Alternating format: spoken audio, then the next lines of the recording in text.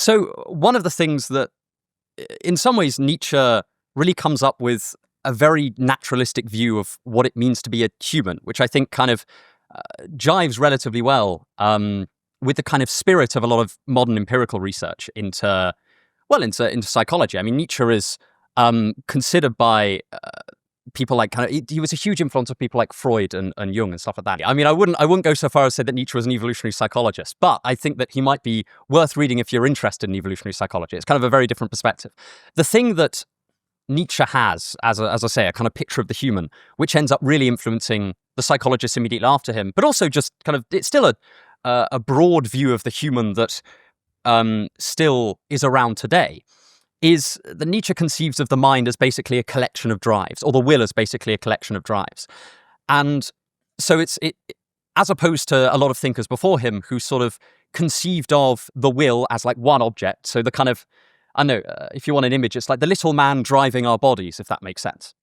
Nietzsche kind of throws out this picture and he says, no, that kind of, if I think about how a human being works, they tend not to work quite like that. I tend to think, okay, I've got this kind of quite chaotic series of drives, and it's very difficult to pinpoint exactly what the me drive is in there. And so he comes up with this image of human psychology, which is of our mind just is a series of drives, and some people have those drives kind of roughly pointing in one direction. Other people are kind of completely scattered to the four winds, and the drives are pulling them this way and that way, and they can't act, they can't get anything done, they can't prioritize. And so this is kind of the view of the mind that I would say is kind of then ends up in a lot of late 19th century and right through the 20th century in terms of psychological ideas and theorizing and research. Because if you think about how a therapist might conceive of the human will today, they tend to talk roughly in terms of different drives, different facets of the mind, like this kind of fragmentary view of the human will, where it's not just kind of one set thing, it's this collection of different ideas and drives and desires. And that kind of comes from Nietzsche. I mean, he's building off earlier thinkers, but that, for instance, is where a lot of early psychoanalysts kind of credit where their view of the mind has come from. And then this, let's say, ends up filtering through right, even to today. I mean, I know you've mentioned before that you're kind of you have had therapy and stuff. So I think that, I don't know how similar that was to how some of the therapy that you've undergone has conceived of the human mind. Yeah, well, I think Robert Wright, in Why Buddhism is True, evolutionary psychologist who then pivoted to do mindfulness, a lot of retreats, and sort of have a take on Buddhism with an evolutionary lens. He's got this wonderful idea about the mind as a collection of modules, and that's not too dissimilar to what you're talking about, that there is a module for this and a module for that and a module for the other, and trying to get the right module to go at the right time. And the fact that these are kind of compartmentalized off and they don't necessarily communicate very well. So yeah, the difference between there being one train driver at the front that's pulling this big locomotive, or kind of like a racetrack with shit tons of different drivers, and they've all got their own desire. One's going backwards, one's driving the car upside down. And yeah, I think what I'm fascinated by, my point at the very beginning, you have a area of expertise, something that you're very familiar with, and you start to see the world through this lens. And then when you start to learn a new topic, your anchoring bias inevitably starts, oh, that's similar to the will to power. Oh, that's similar to notes from the Indigo. Oh, that's similar to such and such a thing. Like you have your own framing. But when I read anything from your world, I then start to think about, oh, well, that's the difference between proximate and ultimate reasons for behavior. Oh, well, that's an adaptive ancestral explanation for this thing. Oh, well, this is the balance and the trade-off you have to have between survival and reproduction. So kind of whatever your topic area of choice is, whatever you know best, everything else kind of acts in relativity to that. And it's so funny, just when you've got one area you know well, you learn something new and you start to sort of pull these threads out in reference to the first one. Oh yeah, I think that's one of the reasons why I really enjoy like kind of looking at a lot of different topics, kind of reading as widely as possible. I think one of the real privileges of being in sort of, I don't know, public communication of philosophy as opposed to like academic philosophy is that it kind of gives me the scope to sort of read a bit of this and a bit of that. And actually, I quite often find these kind of connections emerging. Like I was reading a book. I think Peter Godfrey Smith. He kind of has he's a philosopher, but works mainly in philosophy of biology.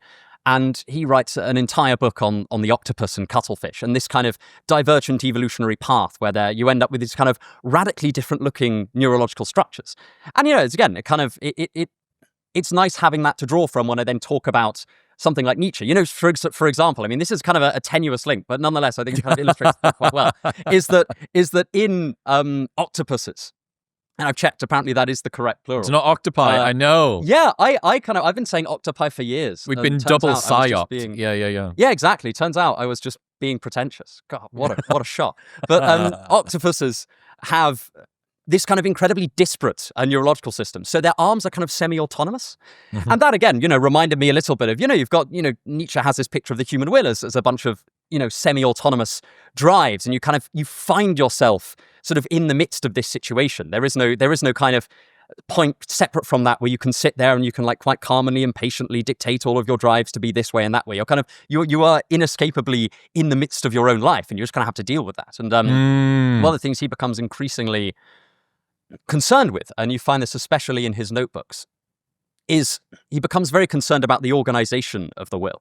So again, a concept that comes up a lot in his notebooks is the notion of the organized will, where all of these drives are kind of roughly pointing in a single direction, and the disorganized will, where they're kind of, again, scattered to the fourth winds. And I think that this is, I wanted to kind of start on this point because I think that this is one of the things I really like about thinkers like Nietzsche and Dostoevsky is that they've got all this kind of highfalutin philosophical side to them, and that kind of is what they're known for. But also, as you're reading them, you find a lot of insight that is just surprisingly down to earth and sort of is immediately translatable into your map of how you see the world and navigate it. Why is it that existential philosophy is so alluring? I wouldn't think, if you were to just tell me from first principles, if you would say, hey, here's the books, this is kind of what they're about, this is the level of difficulty, this is the level of length, this is the sort of level of accessibility, these are the kind of takeaways, this is what it was built for, this is the era it came out of, this is the demeanor of the people who wrote it. I would not put existential philosophy that high on my list of potential matches. And yet it seems to be very attractive, very seductive, very alluring to a lot of people, very life-changing to a lot of people. What's going on there? Why? I think part of it is this sort of coherence between a set of quite abstract ideas by quite abstract thinking people, and also and the coherence between that and then a series of very, very down-to-earth issues that you just encounter every day. I mean, something like Dostoevsky, for example, he's got lots and lots of themes in his book that are about kind of religion and a particular conception of theology and active love, which is a sort of an idea of kind of being self-sacrificial in your love and that sort of thing. But he's also got these kind of sudden, incredibly insightful psychological ideas, like the idea that you can't run from guilt, or Notes from Underground is sort of one of the most troubling and most detailed examinations of resentment that I've ever come across. And I think that there's something about, say, reading something like Notes from Underground, and, there are plenty of passages in that are very, very abstract. There's also troublingly relatable habits of behavior that you'll be able to spot, or at least I'll be able to spot it myself. Maybe it's just I'm a bastard and everyone else is wonderful. But at the very least, I would imagine that most of us would be able to spot in ourselves.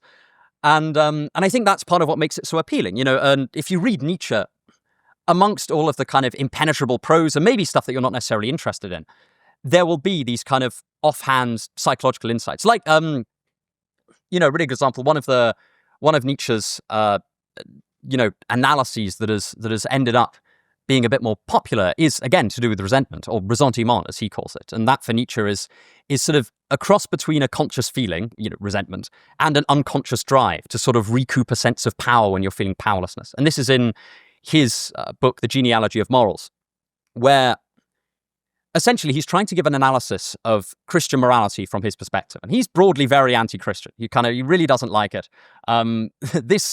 His analysis of Christianity has been pretty heavily criticized, but I'm more interested in the kind of angle he takes. So his argument is that Christian morality, which is incredibly concerned with sort of suffering and compassion and pity and concern for the weak in Nietzsche's terms. He basically asks, well, how could this kind of thing come about? And he makes the claim that Christian morality stemmed from a resentful feeling of powerlessness, and that as an attempt to recoup a sense of power, these powerless people defined a morality whereby people would have to take pity upon them and be compassionate and stuff like that. And so, regardless of what you think of that particular story, because, you know, as a kind of historical narrative, it's at the very least quite questionable. Nonetheless, that approach of taking something that almost seems commonsensically right, you know, what could be more intuitive than the idea of being compassionate or taking pity upon somebody vulnerable or who's in a difficult situation? And Nietzsche kind of takes that and says, okay, well, if we interrogated what was underneath this, would we find something really quite reprehensible? Would it be kind of, would it not live up to its own expectations as a moral system in its origins? And I find that kind of approach is very fascinating, even if you don't necessarily agree with his conclusions. Let me give you an equivalent from my world of evolutionary psychology. Yeah. So sympathy is investment advice is a way of summarizing the adaptive reason for why we feel sympathy toward other people. Now, it's pro-social. It is highlighting somebody who needs help, and it sort of engenders this sense of unfairness, an imperative to action, a softness, a caringness toward this person. That all seems fantastic. You're living in a small tribe. You're probably somehow related to them or are going to be at some point in the near future. Good to keep everybody alive. That's probably a pretty good idea.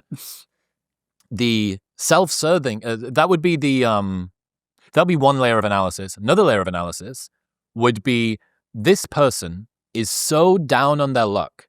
They are so bereft that their bank account is so low that even a penny to them would be a large contribution, which means that you can invest in them a small amount and they will owe you the maximum amount. To a starving man, a scrap of food is worth a lot. To a person who is pretty well fed, that doesn't mean much at all. So sympathy is investment advice, not too dissimilar to what you're talking about there, that somebody who has struggled in order to gain dominance or prowess or prestige in society. Well, perhaps it's not that they didn't contribute, couldn't contribute, didn't have the capacity, didn't do the things right. Perhaps it's that they're inherently more noble. Like that's happening. The call is coming from inside of the house with regards to that thinking that they've turned the bar stool upside down themselves. Whereas this one is you on the outside looking at them and saying, oh, this poor meek person that really needs my help. This would be a great idea. And also the back of your mind is saying, and if you help them, you don't need to give them much and they'll really owe you. That's very interesting. Yeah, I think that to a certain extent, Nietzsche kind of tells the story from the other perspective. So his account of the origin of like a compassion-based morality is from the perspective of the powerless. And he says, well, imagine that I suppose one important kind of preliminary to this story is that Nietzsche thinks that a feeling of overcoming resistance or a feeling of power is just incredibly important for want of a better term, existential fulfillment. So arguably, I mean, there's an interpretation of Nietzsche by a guy called Bernard Regenster. One thing I should say is that pretty much everything about Nietzsche is controversial. Not only did he say lots of controversial things, also what he meant is really controversial. So, take all of this with a grain of salt. But in this Bernard Regenster interpretation, Nietzsche effectively identifies overcoming resistance as one of, if not the primary source of human fulfillment, or existential fulfillment. And so under that kind of mode, feeling powerless is sort of like living in hell. That you're really in a bad way, and which is, I think, kind of jives with a certain common sense view of if you're powerless, you feel very vulnerable. That can be very, very unpleasant. And so his idea of how Christian morality came about was that these powerless people thought, right, we're very powerless. How are we going to recoup a sense of power? Because we need to feel powerful. That's one of our intrinsic psychological needs. Again, if we wanted to draw a kind of line to where this has ended up in modern cognitive psychology, you might talk about agency or something like that. These people feel that they've got no power over their own lives. They have no feeling of strength. And so, according to Nietzsche, they play a kind of twofold trick. One is to say, something along the lines of, I chose this, I chose to be powerless. And the other is to say, actually, being powerless is really good. And, I kind of think that, again, whether this is a good account of how kind of Pauline Christian morality came about aside, I think that when most people read that, they probably take it out of that context and say something like, oh yeah, actually, I can think about the times where I couldn't achieve something because of lack of power. I didn't have the strength to overcome resistance, or I felt powerless, or I felt weak.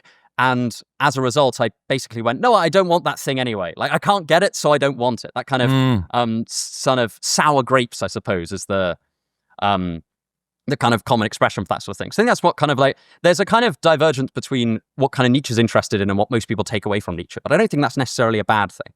There's nothing wrong with reading a philosopher outside of their original context and asking, how can I build upon these ideas? Arguably, that's closer to doing philosophy than just sort of parroting exactly passively what they say. Taking it. Yeah, very interesting. Are you familiar with Isaiah Berlin's Inner Citadel? Do you know this? Oh God, I've heard of it, but I don't know. Yeah, so it's very similar, or at least it sounds pretty similar to what you're talking about. So he basically says, if you can't get what you want, you have to teach yourself to want what you can get.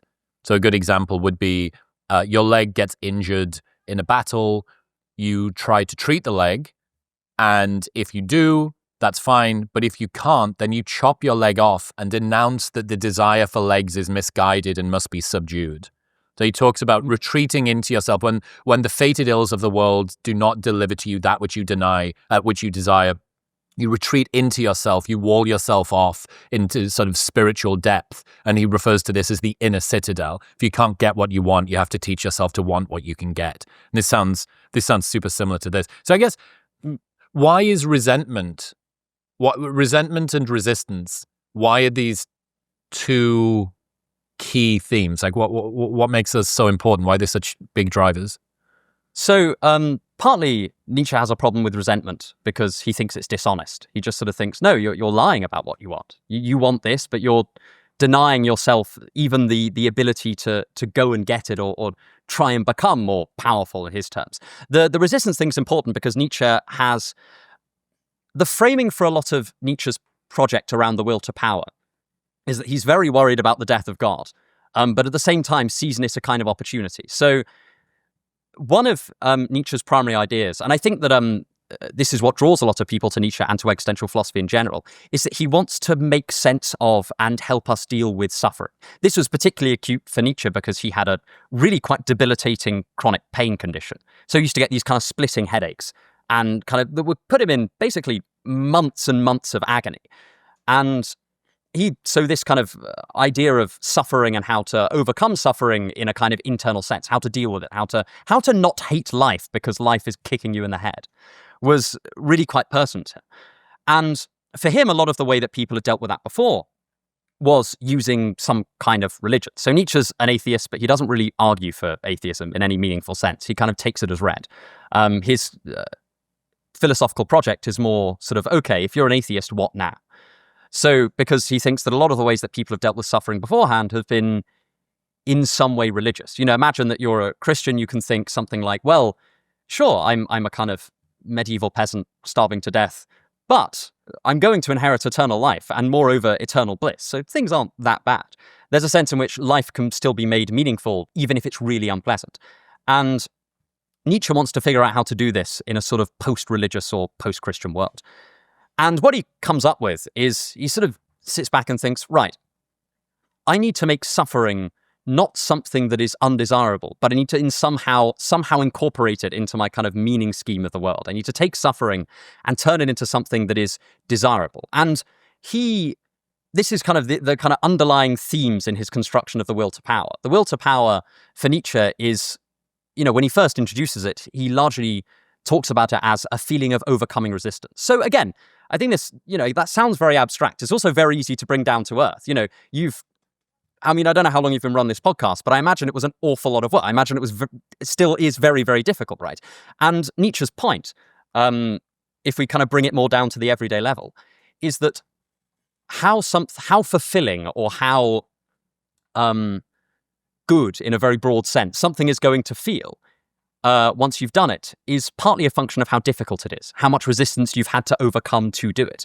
And Nietzsche spots in this a potential way to re-enchant suffering, a way to make suffering not the absolute end of the world, even if you're experiencing an awful lot of it, as Nietzsche was.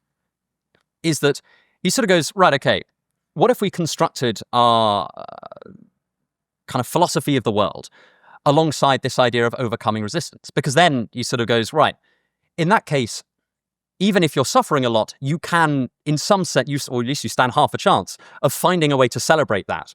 Because if your aim is to overcome resistance, you must also want resistance. So that's kind of his. So that was how he kind of wanted to incorporate suffering into the way that, people looked at the world post-God. But again, I feel like, regardless of what you think about the very kind of abstract picture there, this is an insight that has trickled down into this. Well, at the very least, you can see it manifest on an everyday level, right? I think that, arguably you even find it in modern psychological concepts like flow. Part of the necessary ingredients of flow is that you encounter a certain level of resistance. That's part of what makes it meaningful. And for Nietzsche, resistance and specifically overcoming resistance is what makes something meaningful. And part of what this allows him to do is say, well, whereas before we were aiming at heaven, we were aiming at a changeless, blissful state. Now, in fact, in order to achieve what we want out of life, we need to encounter resistance and we need to encounter suffering. And this is a kind of image that is scattered all the way through his philosophy. So at the very kind of, in Thus Spake Zarathustra, actually, no, before that, one of his first published works is called The Birth of Tragedy, and it's about art.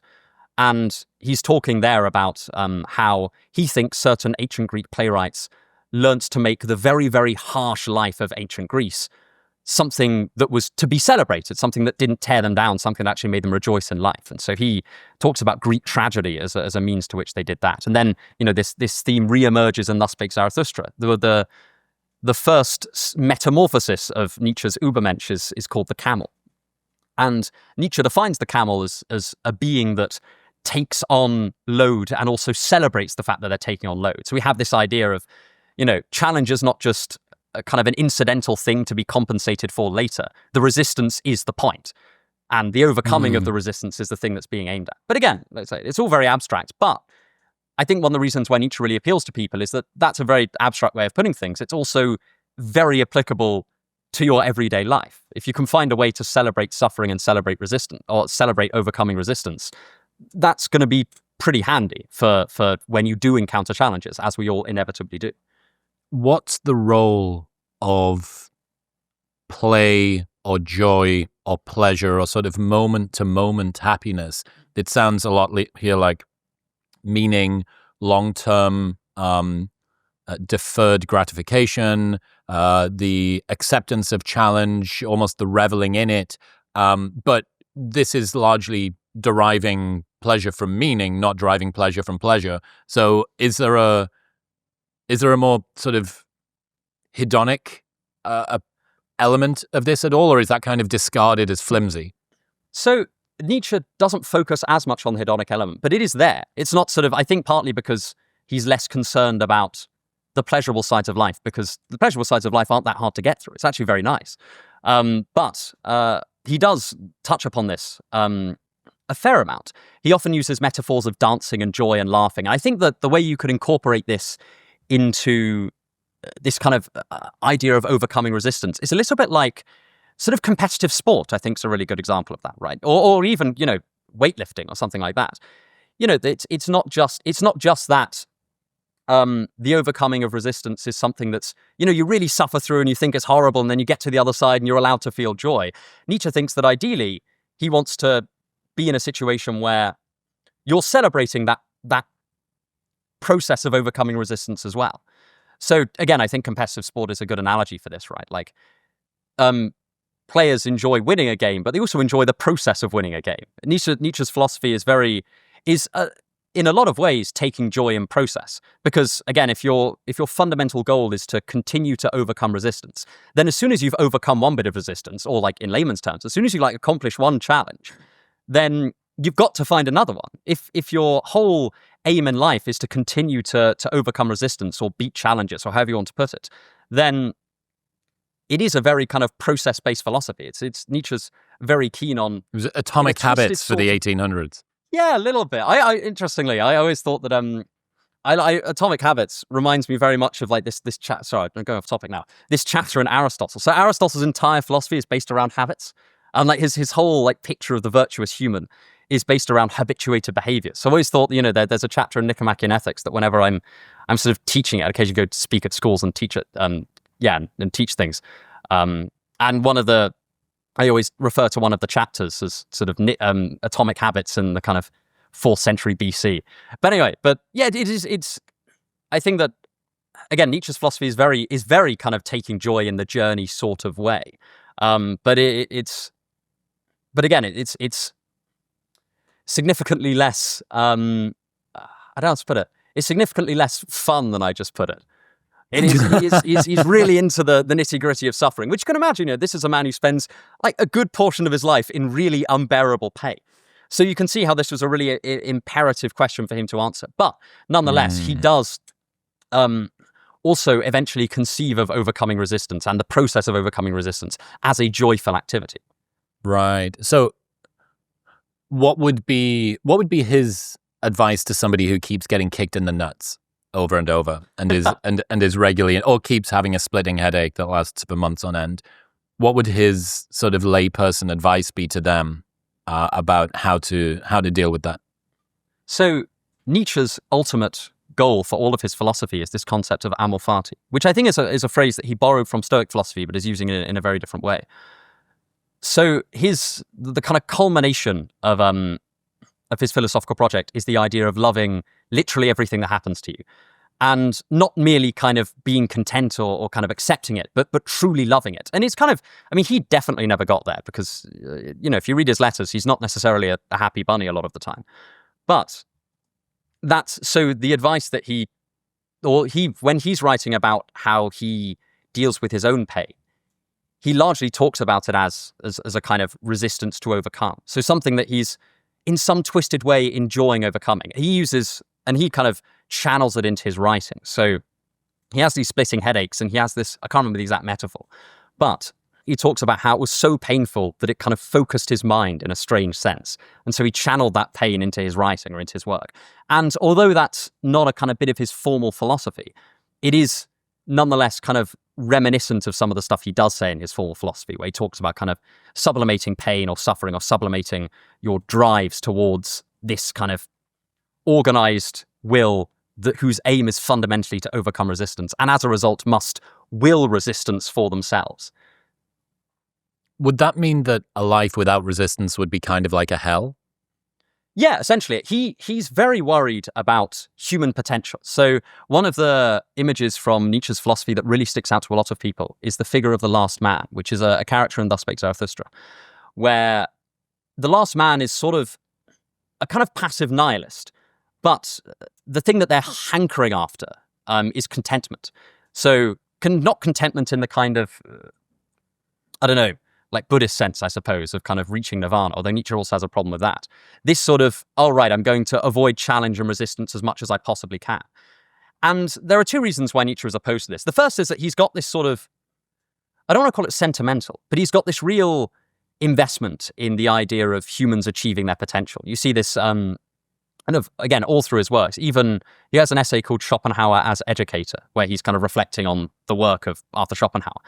And in that, he has this kind of like almost mini rant in the middle of the essay, which is like really fascinating, about how he just like absolutely cannot stand it when people don't, in his words, kind of embrace what they could uniquely be as them, and instead allow these other pressures to interfere with, again, to kind of invoke his terms, to interfere with them becoming who they are. If resistance isn't there, he's worried that humanity will just kind of decay into this like sludge that doesn't do anything. He's worried that all we'll do is we'll sit around on our sofas, pursuing comfort, avoiding pain. And as a result, we will also never feel for him the kind of joys of actually ending up overcoming resistance. So, again, it still sounds very abstract when you put it like this. It's actually quite an intuitive thought where, imagine that imagine that you'd literally never struggled in life. Like, I understand, I'm sure that Nietzsche wouldn't like actually wish his headache upon himself, but we could imagine a person who literally never encounters any struggle. Well, if we all recognize that there's a real feeling of achievement in overcoming some kind of struggle or resistance, even if it's just a small one, then for Nietzsche, this person will never experience that sort of, they will never experience the kind of fulfillment that comes with having overcome something. Does that mean that he hates weak people? Was he not a fan of sort of cowardly, weak people? Yeah, it's interesting because, I mean, in a lot of ways, arguably Nietzsche wasn't like a massively strong person. He was a nervous wreck for much of his life. Again, he suffered from a terrible chronic pain condition. And so there's this sort of back and forth that goes on in a lot of kind of popular discussions on Nietzsche, where people sort of quite understandably pose the question of, does Nietzsche really live up to his own ideal here? And again, if we perceive of power as overcoming resistance, then arguably he gets some of the way there. But I think that it is perfectly plausible to turn Nietzsche's challenge back on him and say, well, hang on a second, man, you got rejected by a couple of girls, and then you decided you hated like women as a whole, and you kind of ran from basically any criticism that you got, and you kind of retreated to your cabin and went on walks in the Alps, and that doesn't sound like it's overcoming resistance all that much. So to bring it back to Nietzsche's view on weak people, yeah, he has a real contempt for them, like in a way that I think it's very easy to run from when you're reading Nietzsche, because we've had 70 years of, since the end of World War II, so 80 years now, of people going, okay, the Nazis were a real fan of Nietzsche. This seems a bit, have they misinterpreted him? What's been going on here? And basically everyone agrees that, yeah, okay, they have misinterpreted him in some key ways. This does sometimes lead to the creation of what I call fluffy bunny Nietzsche, which is where you sort of imbue Nietzsche with whatever you personally think is a really good thing, and pretend that he said it, which is kind of relatively easy to do on the basis that Nietzsche himself says an awful lot of things, a lot of which contradict one another. You can kind of pick and choose little bits and create your own sort of model Nietzsche that says everything that you want him to say. But nonetheless, Nietzsche does have a real contempt for what he sees as weakness, and I often sometimes wonder to what extent he turned that contempt on himself. I think that he has this view for a number of reasons. The first is that he sort of thinks that weakness breeds dishonesty. So again, this comes back to that kind of sour grapes point. But secondly, he thinks that in his view, a kind of unwillingness to overcome resistance, which is broadly how he defines weakness, kind of an unwillingness or an inability to overcome resistance, is going to eventually lead this person to kind of become a nihilist. So Nietzsche has this very confusing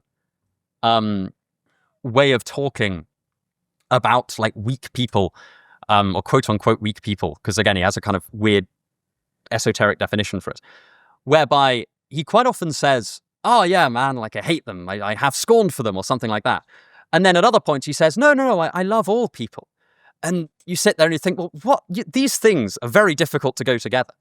And a lot of the time this is resolved by interpreters by saying something like, well, if you imagine that Nietzsche's project is for everyone to become willing and able to overcome resistance, because he truly thinks, whether he's right or wrong, he truly thinks that is the way that you can not become nihilistic in a world without God and without any kind of given meaning for yourself, then when he's kind of hard on weak people, I think a lot of interpreters will kind of try and reinterpret this, and I think that probably this thing is a broadly sensible interpretation, as a kind of tough dad attitude. A sort of it would be in some way condescending to extend pity to people when Nietzsche fully knows that they could become this kind of this figure of uniquely themselves, and they could overcome resistance.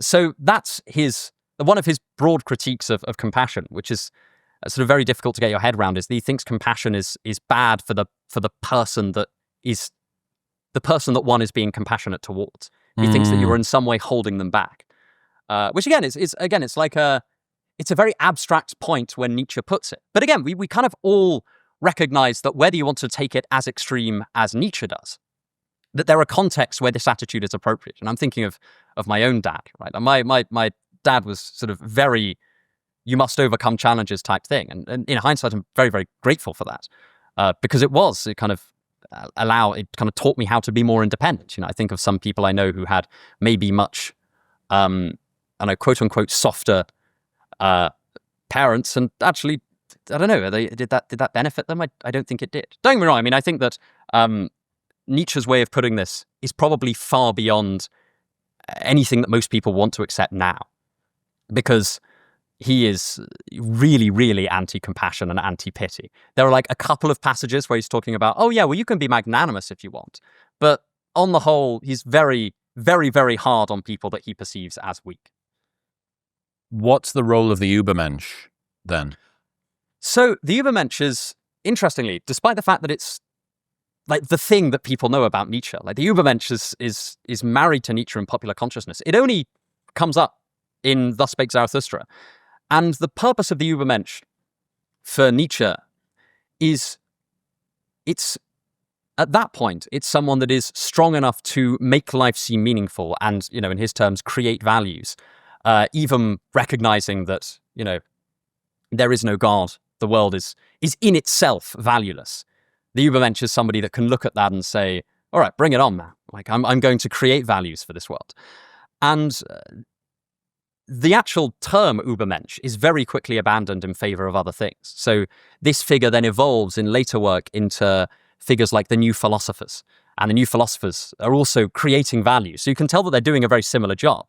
But again, they're given a very different name. And eventually, this ends up culminating in his kind of final word for this is Dionysian wisdom, which again it's the same kind of idea. It's this idea that you can look at the world, most importantly, look at the really awful things in the world, all of the stuff that you would hate to go through, and in some sense learn to celebrate it. And Nietzsche sort of doesn't pretend that this is going to be an easy thing to do. As I say, I think I don't think that he would say that he accomplished that, but it's something that he at least believes to be possible. And I don't know, I'm a bit more skeptical, but that's kind of his position on things.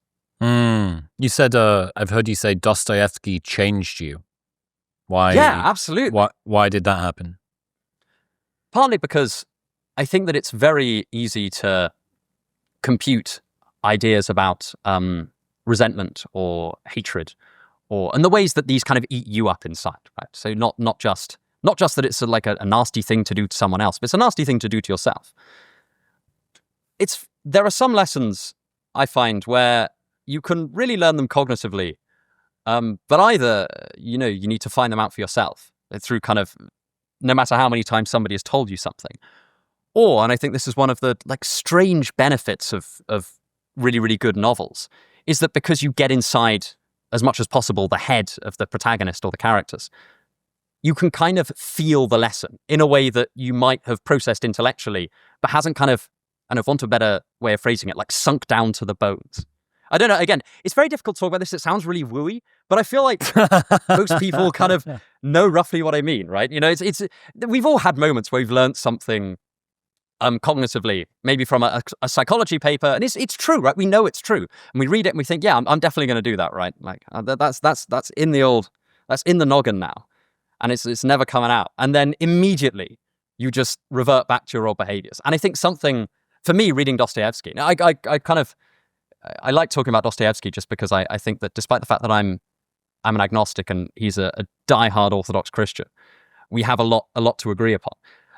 I think one of the benefits of reading these Dostoevsky books and indeed any novels that kind of really resonate with you is that they allow you to, they kind of speak directly to your emotions in a way that just makes it much more likely to stick in you. If I can kind of cognitively think, oh yeah, resentment is a self-destructive emotion that I should try and expunge really at all costs, which is a very difficult thing to do. I think we all end up feeling resentful sometimes.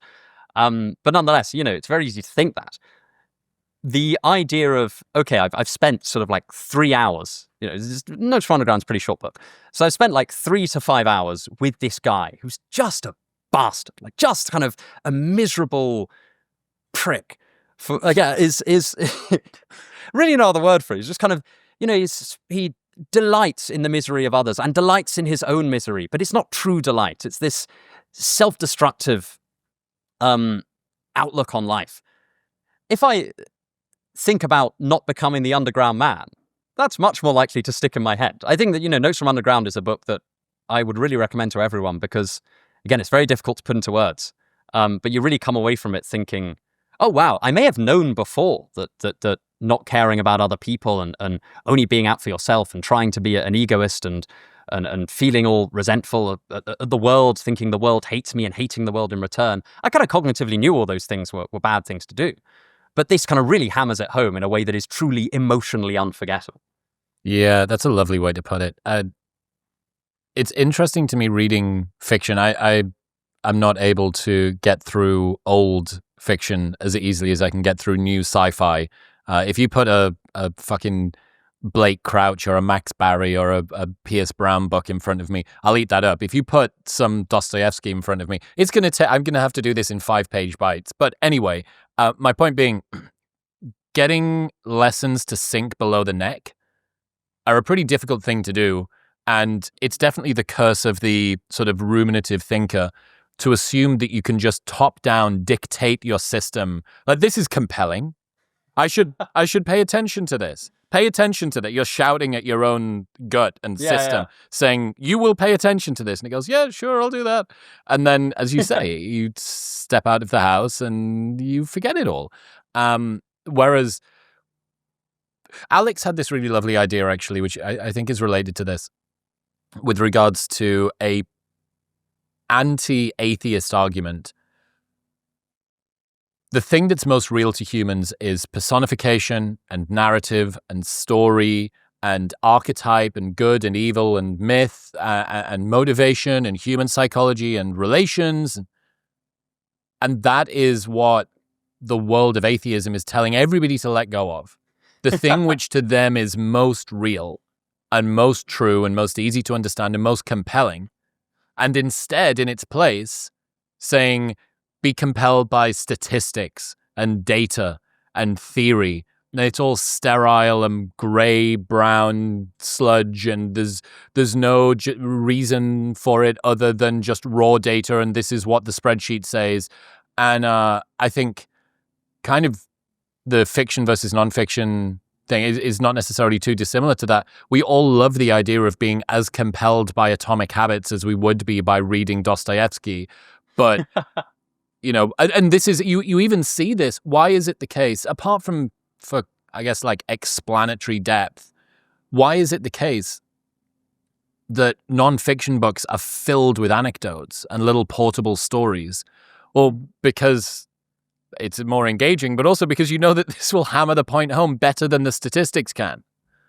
Absolutely. I think that, again, it's different, right? Because narratives, especially, fictional narratives, are on their face false. So in some sense, this proposes a challenge to anyone reading them, right? Because you want to learn from them. I want to pick up a Dostoevsky book and learn from it, but I can't just take everything that reading it has a lie. at face I know value, I'm reading a lie. You can write a story about anything. I could write a story about whatever I wanted. It wouldn't make it have any lessons in. So you've kind of got this weird two-part division in what you're doing, where like at one kind of critical side, you've got to think, well, this is a fiction book. I can't take everything it says as read. Like even its allegorical lessons, I can't just kind of take them on board because this is the product of one person's mind. And one person's mind is eminently fallible. On the other hand, just approaching the world in this incredibly analytic, I'm never going to put anything into any kind of narrative. I'm not going to talk to my emotions, if that makes sense. I'm not going to appeal to them at all. I'm just going to have propositions and relations between propositions. That's really hard to learn from. And also, again, learn from in this kind of emotional sense. I also think that I think that it's quite an empty feeling way to live. And I think that, part of the reason why we perhaps don't recognize this is actually we're very good at telling stories. Like if you give people some information, they will almost immediately sort it into a story if they can. It's because, this is fantastic. There are loads of memory techniques and mnemonics that are just based on this idea. You tell a story about something. And again, to bring this back to Dostoevsky and even to tie in Nietzsche a little bit, I think one of the things that reading a novel by Dostoevsky does is it takes these lessons that you may or may not have heard before about kind of psychology and the kind of the human condition, if you want to call it that. And all of a sudden, you are emotionally engaged with it. In kind of, to use Nietzsche's terminology, it's not just appealing to your cognitive side; it's appealing to your kind of baser instincts, and they're a lot stronger. It's very hard to think yourself into motivation, into like real consistent motivation. But if you really feel like something's meaningful and worth getting, you kind of naturally end up following it. My kind of path towards this way of thinking is very strange. At university, I kind of basically just did logic. Like kind of formal logic. So I did like the driest form of philosophy imaginable, where you just sit there and you've got a proposition. They're like, well, prove this. And you sit there and after 45 minutes you go, I give up, and you email the lecturer. But in theory, you sit there and you finish proving it. And I kind of, as I got a little bit older, I say older, I'm like 25. But as I kind of, as the rest of my brain, my kind of grew into my mid-20s, I kind of thought, there is really a place for this kind of slightly nebulous, but nonetheless definitely there idea of taking a really great book from the past and using that to learn a lesson that independently is a good lesson, but that when it's presented in this narrative form really sinks in and all of a sudden you can enact it. It's interesting. Propositions and relations between propositions is actually what Alex calls date night on a Friday, which I'm recording with Alex tomorrow about the history of logic. I'm very sorry to hear that. This sounds to me a little bit related to this sort of danger of hyperconsciousness, this sort of self-referential thinking. Well, how does that play a role? Again, we've hinted here at the perils of the sort of ruminative, cerebral, preying at the cognitive horsepower alter thinker. What's the danger of hyperconsciousnness? So, again, this is a really prominent theme in Notes from Underground. One of the things that the Underground Man is suffering from is what he calls the disease of hyperconsciousness, which is effectively that he can't act naturally. And by naturally, I sort of mean he sort of lives his entire life ever so slightly outside his own perspective. It's as if he's moving through the world kind of viewing himself from a third-person perspective, like a video camera. Like a video camera's following him around, and try as he might, he can't inhabit his own first-person perspective. He's like stuck in this third-person view. And again, I don't know, again, this sort of one of the interesting things about reading Dostoevsky. It's very hard to then go away and kind of go, oh, well, there's all of this empirical literature on kind of n equals 2,000 people that verifies this. But I'm willing to bet that at least a fair proportion of people have had this happen to them, especially if they're of the more kind of ruminaty type. Like one of the reasons why Notes from Underground really appeals to me is because we have a lot of narratives, and we're told as kids, right? Don't think before you act. Don't just act. And I think that a fair amount of the population, myself included, really ran with that and went, right, I'm going to think, and I'm going to keep thinking until I'm really sure what I'm going to do, and I'm never going to like all of those kind of instincts and more kind of I'm forget about those. Those are complete nonsense. I'm going to sit here and I'm going to calculate until I know exactly what's going to happen. And one of the things that, or one of the kind of sub-arguments, I suppose, if you like, of Notes from Underground, is that Dostoevsky is attempting to illustrate this is simply not how you can live your life in any kind of compelling fashion. He's not, saying you need to act without thinking at all. He's more trying to indicate that the needs that a person has can't simply be satisfied by cognition. And he's largely responding to other thinkers at the time who are kind of proposing a theory of human fulfillment called rational egoism, which is where kind of you organize society around people rationally pursuing their own ends and everything turns out fine. And Dostoevsky's point is that no, like if people aren't rational enough for that. And moreover, like they'd be miserable if they tried to be. There's a line in Hamlet, thus conscience does make cowards of us all. This sort of idea that self-awareness is paralyzing. And it seems unbelievably linked here. Yes. And again, it's one of those things where like, I can't appeal to like airtight scientific evidence that this is a widespread phenomenon. I can only appeal to your own experiences. But this is again one of the really nice things about reading a kind of psychological novelist like Dostoevsky, or like another example is the French thinker Stendhal.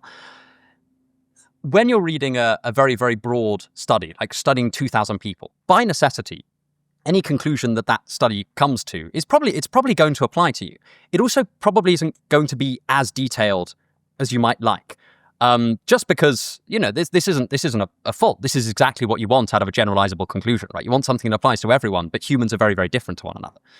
And so one of the things that I think that psychological novels, and also there used to be journals that published therapists' case notes, and they don't really exist anymore, but they were fantastic for this kind of thing. Where if you pick up, you get a very, very in-depth view of one person's perspective on the world, which might be completely useless, but if that person's similar to you, that is like fucking gold. If they're facing the same problem as you, that's amazing. Because it's really, really detailed, and you run through this novel and you think, oh my god, I'm exactly like this person. Their life's a mess, and so is mine. And how am I going to deal with this? And to a certain extent, you get a lot more detail out of it. You just then have to make sure that your critical lens is also fitted, so that you don't read novels and then go, right, everything in this novel is by necessity true. I'm going to go kill a woman. Yeah. Yes, exactly. That's such a good point. The fact that by design, representative samples are important in order to be able to do studies. And because of that, you end up you shave off outliers, because outliers get regressed back to the mean by there being a sufficiently big sample size that's representative enough. But given that even the average of average person, the most average person on the planet is going to have some idiosyncrasies that are abnormal or non-typical or quirky or different, you actually do need to find for them, okay, what is the person that's like you's thoughts about this thing and what did they learn? And that kind of requires you to either, I guess, do purposefully unrepresentative samples. Good luck trying to get funding for that. Yeah. Or, as you say, targeting individuals' experiences and going very deep. Yeah, I think a good analogy of this is, I'm like, I go to the gym as a kind of hobby, but the gym that happens to be nearest to me is like a really intense gym. And so it's got lots of like powerlifters in there who do competitions, lots of bodybuilders in there who compete. And, they're all pretty friendly, so I go up and natter to them while they're trying to get on with things. And one of the things I ask them about is their training program. And something that you immediately find, I'm sure, you're very into the gym, so I'm sure that you've kind of find this as well, is that they're all very different. Because they all get to know themselves in such an in-depth level that all of that everything that applies to the average person no longer applies to them, or they can see themselves in such a higher resolution that they will take some of that on board, but also disregard other bits because they just know it doesn't work for them. Think about, was it Dorian Yates did like 4 sets for chest every 2 weeks or something like that? You think that's 99.9% of people that's not going to work for. It's not a representative kind of training plan, but it really works for him. What do you think? Could it be the case that existentialism is just intellectualized depression with better PR? Oh, yeah, certainly in some cases. Like, I think that, again, you can certainly, especially when you learn about some of these people's lives, you can really see how their personal struggles bleed through into their philosophies. I think that, again, it's a very controversial thing for me to say, but for me, the value in reading, say, Nietzsche isn't necessarily because I think that his view on the world is all that correct. I think it's because, for me, I also have a chronic pain condition. So when I read Nietzsche, I read someone who is kind of going through a similar thing that I do. Like, I'm in pain for like pretty much all my waking hours. And so seeing him kind of how he copes with that and the philosophy that emerged from that is very, very insightful for my own experiences as well. But like, say your point about depression, you really see this in the philosophy of someone like Camus, where a lot of his early novels, like The Stranger is kind of the novel that he's most known for, is sort of about a really depressed person or somebody that really struggles to connect with reality or other people in any way. And sort of everything seems the same to them. And this has a philosophical aspect for Camus. But additionally, if you also feel similarly disconnected from life, and you struggle to relate to people and all of that kind of thing, then that can be far more valuable for you than it would be for your average person. This is, I think that to a certain extent, a lot of existential philosophy is philosophers taking their own problems and really attempting to dig into them. And sometimes they hit upon something that's really generalizable. Quite often they don't. I think that one of the valuable things about reading them is that if they happen to have a similar problem that you have, then that's so valuable. So, take this kind of, again, take the chronic pain thing. That kind of idea of like, I've got to find something, I'm suffering already. I've got pain, there's nothing I can do about it. I need to find some way to celebrate it. It's like, that's kind of the appeal of aspects of Nietzsche's philosophy for me. Why didn't Camus consider himself an existentialist? So, partly because he fell out with all of the existentialists, but also because he has a slightly different philosophical approach. So, existentialism, to kind of really boil it down as much as humanly possible, a lot of the existentialist solutions to nihilism or a sense of felt meaninglessness is authenticity in some way. And by authenticity, they don't exactly mean what your average person would mean by authenticity. They mean, in Sartre's case, like a recognition of your radical freedom. So Sartre, one of the things Sartre thinks that people do is act in bad faith. And for him, bad faith isn't like, approaching an argument, wanting to show the other person to be a fool or something like that. It's when we go around the world denying our own free will. So he uses the example of a waiter who, when they're doing that, don't think of themselves as a person who's chosen to wait. They think of themselves as like a waiter and nothing more than that. They kind of reduce themselves to their social role. And so Sartre's approach is very authenticity focused. Camus is a little different. So whereas existentialism is about restoring, kind of creating meaning, a sense of, if I was going to boil it down, it's like creating meaning, re-imbuing the world with meaning. Camus sort of wants to know if he can continue to live without appealing to meaning at all. He has this phrase, can I live without appeal?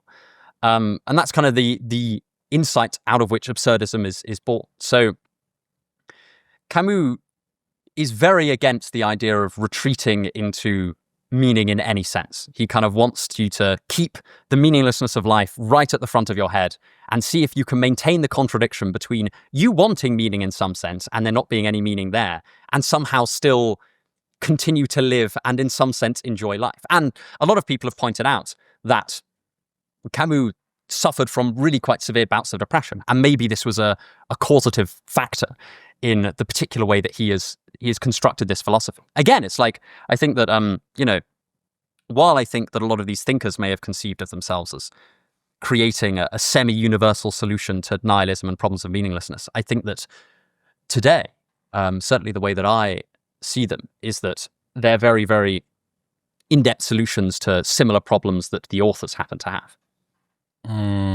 So, okay, how is... actually, just when it comes to Camus, sort of the story of Sisyphus seems very relevant to absurdism. What is the lesson to take away from that? Yeah, so the myth of Sisyphus in Camus' writing is meant to symbolize this kind of, it's meant to stand in for us all. So in Camus' perspective, we are trudging along a basically cyclical existence in the sense that there is nothing that we're doing anything for. We're not ending up, we're not obeying the will of God or the will of the universe. We are just trundling along in a kind of uncaring, unfeeling vacuum. And he compares this to the Greek king Sisyphus, who is in his punishment for his attempts to escape death, is damned to Hades, where he has to roll a boulder up a hill and then watch it go all the way back down again, and then start at the bottom and roll it all the way back up, and just do that for eternity. It's an existence that to take this back to our stuff about narrative earlier. If narratives are almost inherently meaning-inducing, they have a resolution, and that's lovely. This is a structure of life that completely defies narrative resolution. It is like intensely if you imagine doing that, it's like the most meaningless existence you can possibly think of. And on top of that, it probably really bloody hurts. So Camus, in his phrase, "we must imagine Sisyphus happy," is sort of, that's kind of, again, it's like the absurdist project in a nutshell, is can you maintain this view of life whereby you are kind of analogous to Sisyphus, and nonetheless enjoy it and embrace it and be happy? And it's kind of an open question whether you can. Like, I think that a lot of people will read, Camus and Nietzsche, or even, Dostoevsky, because Dostoevsky happens to chime with a lot of things that I think bring my life meaning. Because, loving others, that seems like that's very naturally meaning inducing to me. A lot of people, I think, read these thinkers and sort of go, oh yeah, that's great. But actually, it is an open question whether any of this works. Like, you're allowed to say, I take your point, Camus, but frankly, I don't think I can imagine Sisyphus happy. I don't think anyone else can either. So, shove it. Why was he concerned about trying to do that? What was he trying to solve for? What was the end goal he was trying to achieve? So the stated end goal of the myth of Sisyphus is that he wants to know whether he should kill himself, or whether anyone should kill themselves, given that, in his view, life is completely meaningless. And his end result is, no, you shouldn't, because in some sense you can learn to be happy despite yourself being analogous to Sisyphus. So that's the problem he's attempting to solve, at least as he puts it, is the problem of suicide. You might instead call it the problem of meaninglessness or something like that. Or the problem of how can you literally feel and think that your life has no meaning and yet still continue to live and potentially continue to enjoy life in some sense. And, I kind of think that how compelling you find that overall narrative is going to depend on how much the sting of the world potentially having no meaning really hits you. And I think that's going to depend at that's going to hit you differently at different points in your life. I think for a lot of people, they are just very happy to say, yeah, the world's meaningless, man. That doesn't bother me in any sense. And I'm kind of not like that. It actually does kind of bother me. But I think for a lot of people, it doesn't. That's fine. I kind of think that, and I also think that it's Camus talks about this moment where you kind of realize that life's meaningless, and he doesn't describe it as a cognitive event. Again, to tie back to our point earlier, he's basically describing this as 1 foot in cognition, 1 foot in emotion. You recognize that life is meaningless, but also suddenly you feel it. And I think that, again, to bring this kind of down to earth, I think that something like a midlife crisis or a quarter life crisis is a really good example of this. Thinking about, I remember before I kind of started the channel, I was just kind of sitting around being like, wow, I think that I feel like life is meaningless. It's very kind of, you've got this kind of life to live and you have no idea what to do with it. You don't even know how you're going to prioritize. I don't have an idea of what I even want to do. And I feel like, that more commonly hits people. A kind of midlife crisis is, I think, potentially a more widespread example of that, where, somebody gets to actually, one of my friends had a midlife crisis, and he described it as he got to 55 and he was like, oh my God, I'm actually going to die at some point. And I feel like my entire life has been for nothing. And I can't intellectualize someone into that experience. I don't think that I felt it nearly as much as my friend did. But, he was seriously in a dark place, kind of staring down the barrel of ending his own life, on the basis of this realization. And, I imagine for a lot of people, it just never happens. And that's great. I don't think there's any reason to induce it. But I kind of think about my friend a lot with this sort of thing, where it's very easy, especially because now, I have a lot of, I kind of enjoy life. I'm kind of a natural optimist. So I kind of find it quite easy to kind of bumble along in a kind of sort of generally quite happy state. And so I think that sometimes I kind of look at something like Camus writes and says, he's talking about how the realization that life is meaningless is going to bring immense suffering, and it's going to make you question whether it's worth carrying on. I kind of think, will it? And then I remember my friend and think, I just don't think I felt it yet. Well, I wonder how much of this kind of goes back to what you were saying before. So much of the work of philosophy, or even YouTube channels, dude, everything is a thinly veiled autobiography, as far as I can see. That's a very Nietzschean idea. Nietzsche thought that a lot of that philosophers were just basically writing their own autobiographies. Right. Well, I mean, it certainly seems to be the case here, does it not? Oh, absolutely. I think that it really applies to existential philosophy. And I think that's, again, one of the reasons, I think one of the reasons why it's very easy, although existential philosophy pulls people in, it's also very easy to pick up a couple of books of existential philosophy and basically go, this is bollocks. But I think that a lot of the time that feeling of this is like bollocks basically happens if you pick up a thinker who is just psychologically wired very differently to you. Like, I sometimes have that with like someone like, I occasionally pick up Sartre, and I don't know, I just can't there's something about it that just doesn't particularly resonate with me. I can't quite get inside the head of the problem. How would you advise then, or how would Camus advise somebody who is torn between the life is like excruciatingly meaningful and life is excruciatingly meaningless? How do they sort of, laughing my arse off, how do they thread the boat through the middle of that? As in the idea of somebody like alternating between, sometimes they feel like life's incredibly meaningless. Have you seen the image that I'm talking about? Do you know this? Is this the thing on the train? No. So this is one of my favorite images. I'll get Dean to put it up for the people that are watching. So it's a tiny little a tiny little boat, a drawing of a tiny little boat. I'll put it in the chat, so you should be able to see this here. It's a tiny little boat, and it's illustrated going along the water in between a whirlpool, and on the left it says life is devastatingly meaningless, and on the right is a 6-headed dragon, and it says life is excruciatingly meaningful. And there's this teeny tiny little sort of Greek looking boat with oars coming out the side of it, and it just goes LMAO. And I think that's like I think that's Scylla and Charybdis. Right. Kind of the I actually think that the kind of an underexplored area in existential philosophy, which I think Camus touched upon a little bit, but I think is like, if somebody wants to go out and write like the next tract of existential philosophy, I'd love for it to be on this, would be that idea of excruciating meaning. Because it's very easy, I think, to romanticize the idea of a meaningful life. But it's totally possible for things to be like far too meaningful for comfort.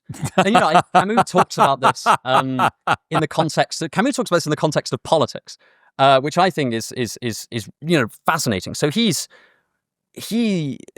after he finishes The Myth of Sisyphus, he sort of has this kind of like indifference about it. He's like, right, okay, so all the experience is roughly the same. There's no objective meaning. I'm somehow managing to muddle along, despite that.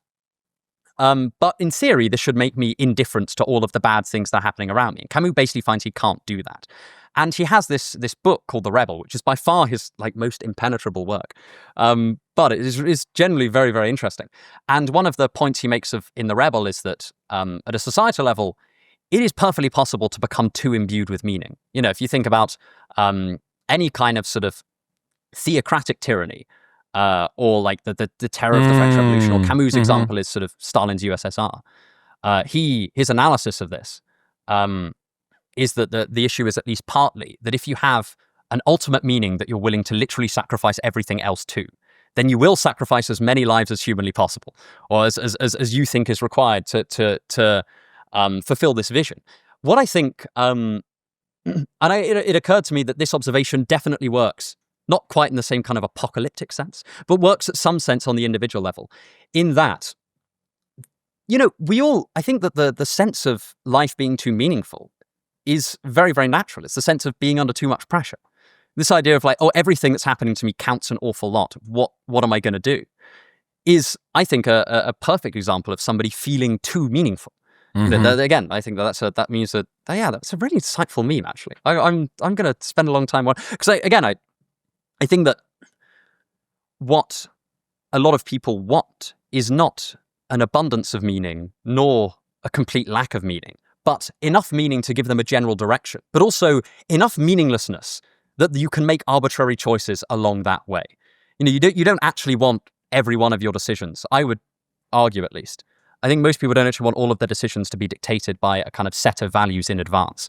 And I also think that that's kind of, I don't know, that's sort of vaguely robotic. And also, I think that kind of approach doesn't do justice to just how difficult some decisions are. I think that, certain moral dilemmas, you kind of, imagine that you spoke to someone, the Sartre has an idea of like an insoluble moral dilemma. And his example is that, somebody's torn between staying home and looking after their elderly mother or going to fight the Nazis in the French resistance. And I know his mum could really suffer from this. She could even pass away while he's gone. And at the moment, it's uncertain whether the French resistance will be victorious at all. And Sartre's point is that this seems pretty indeterminate. And, I don't know if somebody's value system was so well organized that they could give me like an instant answer to that dilemma. I don't know if I'd like that. I think that would be like, I think that, there's a sense in which their choices would be so determined that, I don't know if it would do justice to how excruciating real moral dilemmas and real just decisional dilemmas are. I wonder how much of this is a challenge of communication, that it sounds so flimsy to sort of talk about emotion and desire and being pulled in different ways and gut instinct and this ephemeral, flaky sense of something. But it's how you show me, let me grab a hold of it, put it into language that is testable. Does this make sense? This sort of desire to communicate things in a much more concrete, verifiable way. And I do think that's a pretty good instinct, because at the same time, I do think that philosophical discussions can quickly go into territory that is, so abstract that I don't think anyone could plausibly give a shit. But, I think that one of the ways to sort of keep this down to earth is to link things like meaning back down into things like motivation and action and affect. So I think that, when somebody says, what's the meaning of life? There's a reason why that question can strike us as really pointless. What's the meaning of life? How do we even go about parsing that? And I think that instead of asking questions like what's the meaning of life, I find that people are often a lot more enthusiastic if you phrase an existential question just in terms of what gets you up in the morning. What actually is the kind of motivating force behind your action? What if you removed it, would you then struggle to do anything with? I think that this allows people to get a grip on what they find meaningful, which is quite a useful thing to learn. If you find out that actually, I would really not know what to do without my group of friends, that might tell you you might want to invest more of your time and effort into that area of life. So it's getting kind of quite a way away from these particular existential philosophers, but I think that's one of the values in asking existential questions, is that it does force you to confront what matters to you. And I think that it's very easy to forget what matters to you. I mean, to tie this back to fiction, I know that a book that you like is The Alchemist. Mm-hmm. And I feel like a lot of, the same kind of lesson occurs there, right? This sort of idea of it's very easy to forget the kind of things that are intuitively and instinctively meaningful. I think that one of the real flaws, I think, in approaching questions of meaning in the way that I do, which is to go away and read lots of existential philosophers and see what they think, is that there's a tendency that you can just become really ruminative about it. And, occasionally I get a comment under one of my videos that's like, you're just overthinking it. And sometimes, if I'm in the right mood, I look at it and I'm like, you're probably right. Yep. There is a sense in which you can get so deep into what this person's particular interpretation of Nietzsche is, or this person's particular interpretation of Camus or Sartre or Kierkegaard. And I find that stuff naturally interesting. But there is a sense in which for the way that just you would want to approach an existential question, if you don't necessarily want to go away and read a bunch of this stuff, is that it's I think that part of it is recognizing that meaning is at least partly extra cognitive. It may involve cognition, but it's not merely cognition. It's all vibes, man. Just comes down to I think that I think that vibes are really important. I do not undervalue the vibes. Yeah, I think so. Think about what you come away with from a social set, like a kind of hang out with friends or hang out with someone. You might not remember exactly what was said, but you remember the vibe. I think that that we kind of again, I don't want to get kind of too wooey, but I feel like we are far beyond that point.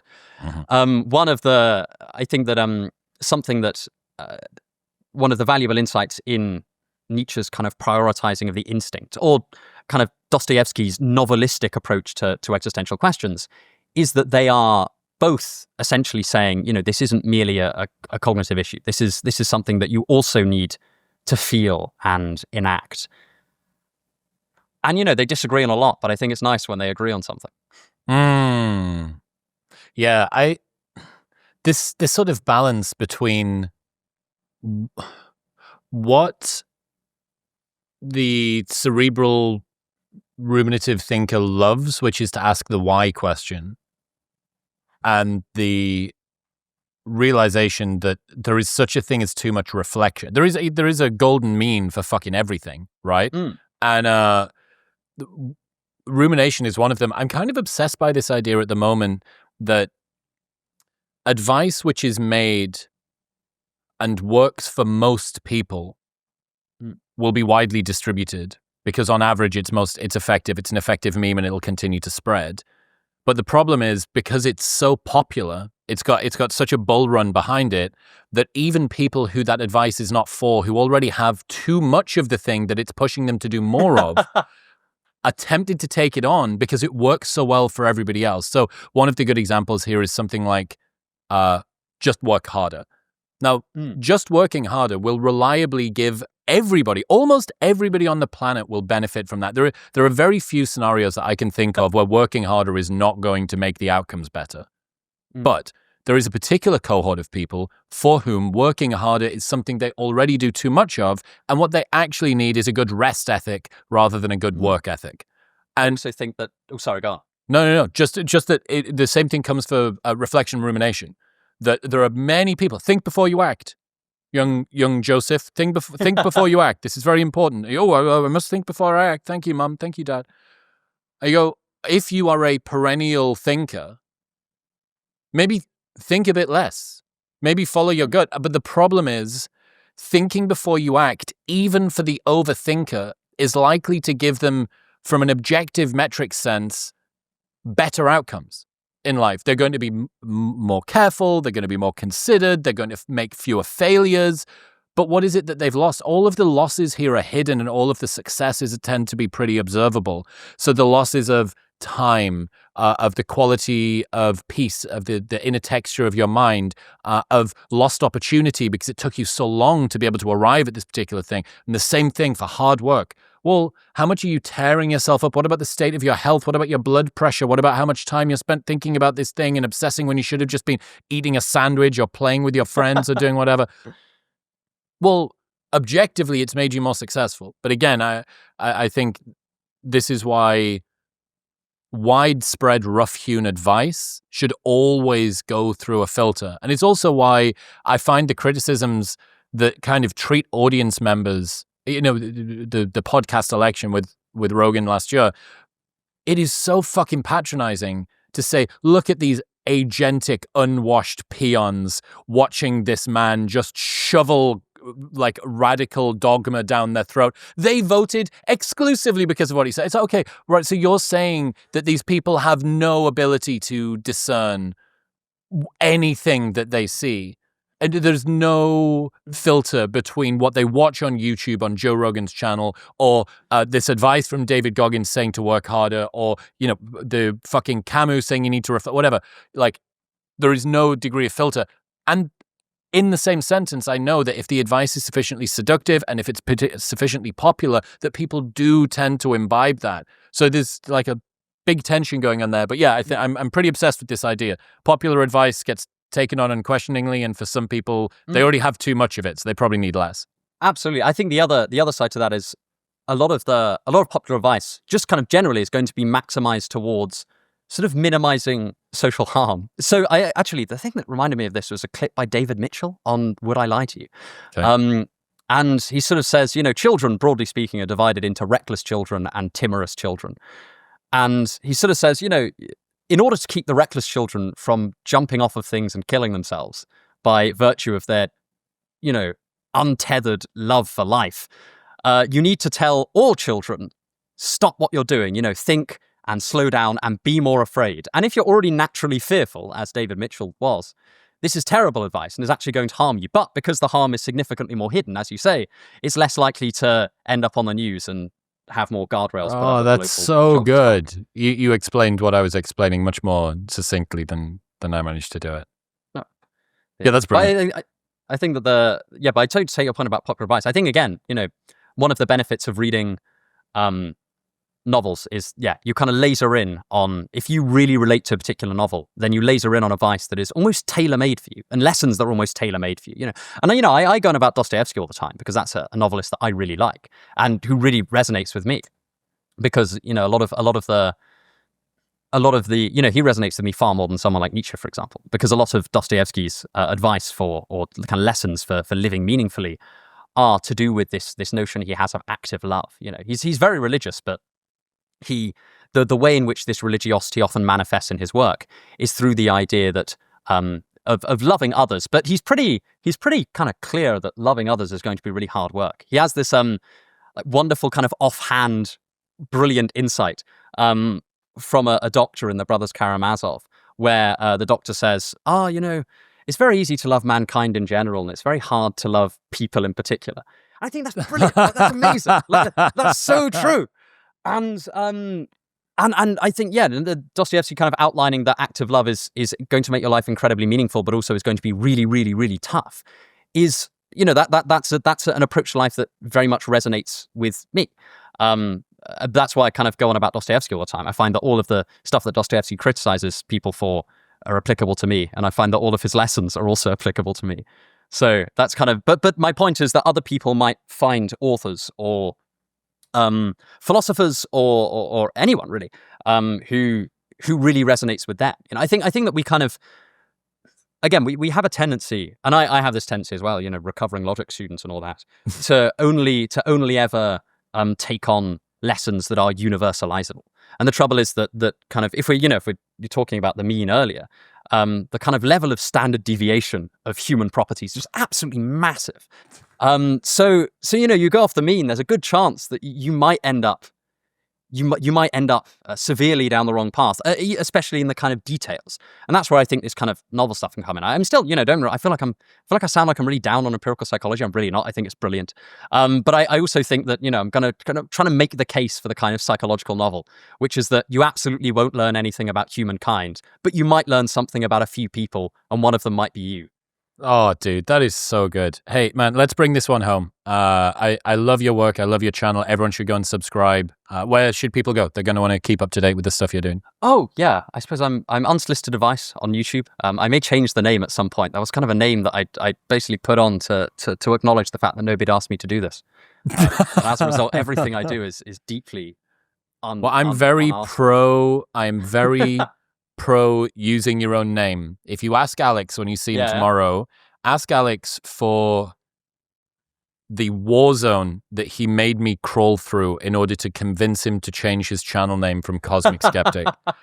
Just get him to explain to you, because he could make me breakfast for the next 6 months and still owe me.